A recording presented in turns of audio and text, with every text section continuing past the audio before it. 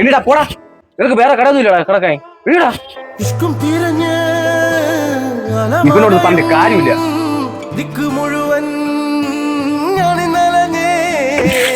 വിള്ളൽ വീണിടും പുള്ളും നീളമാ ഉള്ളിനുള്ളിലായി തുള്ളിക്കിനിഞ്ഞേ മഴ മാറി നിന്ന് മരുവായി തീർന്ന മഴാറിനടിയിൽ പൊടിയുന്നു സംസം മഴ മാറി നിന്ന് മരുവായി തീർന്ന മനതാരിനടിയിൽ പൊടിയുന്നു സംസം.